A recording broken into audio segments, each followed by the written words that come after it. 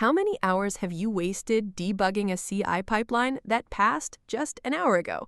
That red X appears, you rerun the exact same code, and suddenly it passes.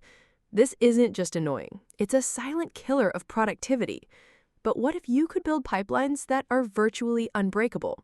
Today, we're diving into 6 battle-tested best practices to eliminate flaky builds and create CI/CD pipelines you can actually trust. Let's get started. First up, make your jobs atomic and idempotent. Atomic means each job does one, and only one, thing well, like compiling code or running unit tests. Idempotent means running the same job multiple times produces the exact same result. No side effects, no leftover artifacts, just pure, predictable execution. Think of it this way. Your pipeline should be a series of clean, independent steps, not a house of cards that collapses if you breathe on it wrong. Second, version everything. I'm not just talking about your application code, your pipeline is code. Store its configuration in your Git repository. This is pipeline as code. It gives you a complete history of changes, the ability to review updates, and the power to instantly roll back a broken pipeline configuration. And don't stop there. Version your tools. Use specific versions for your compilers, your linters, and your base Docker images to prevent surprise updates from breaking your builds. Practice 3. Isolate your build environments. The phrase, "but it works on my machine," is the ultimate sign of inconsistent environments. Containers, like Docker, are the answer. They package your application, its dependencies, and the entire runtime environment into a single portable unit. This guarantees that the environment running on your laptop is identical to the one in the CI runner and the one in production. No more surprises.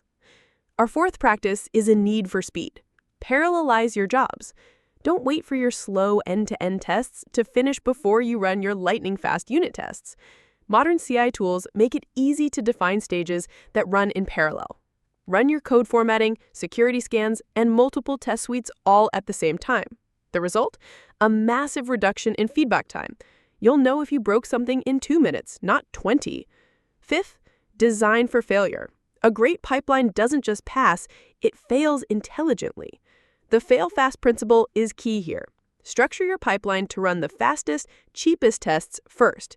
Linting and unit tests should run before slow, expensive integration or deployment jobs. Also, use caching aggressively. Caching dependencies and build layers means your runner doesn't have to re-download or rebuild the entire world on every single run.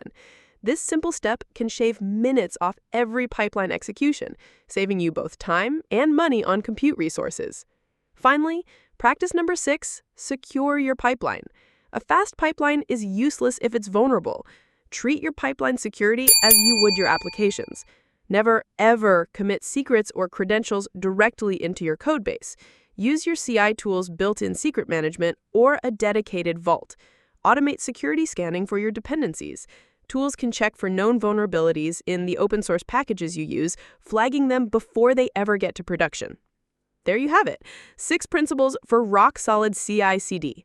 Atomic jobs, versioning everything, isolated environments, parallel execution, smart failure and caching, and integrated security. Implementing these practices transforms your pipeline from a source of frustration into your most reliable team member, one that guarantees quality with every single commit.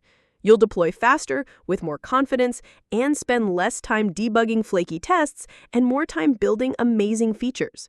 These aren't just theories. They're the foundation of high-performing DevOps teams around the world.